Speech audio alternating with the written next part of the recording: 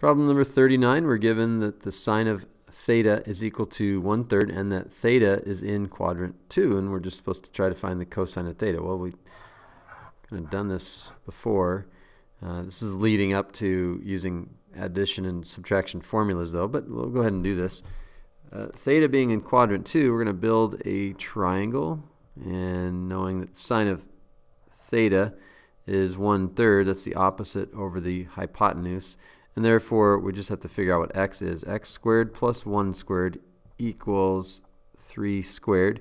Therefore x squared is equal to 9 minus 1, that's 8. So x is equal to 2 radical 2, and since it's in the second quadrant, we're going to label it as negative 2 radical 2 so we don't forget to write the minus sign.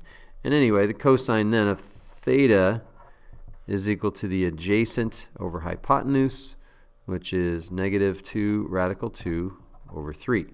So that's that.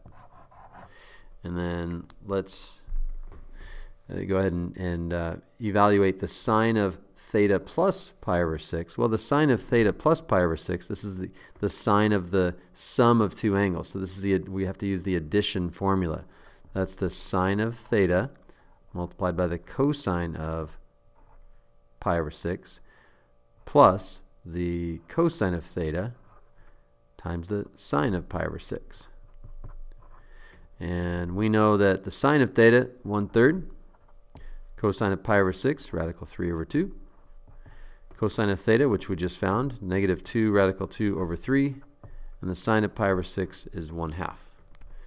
So we can cancel the 2's, and we get radical 3 over 6. So let's go ahead and simplify it. Radical 3 over 6 minus radical 2 over 3.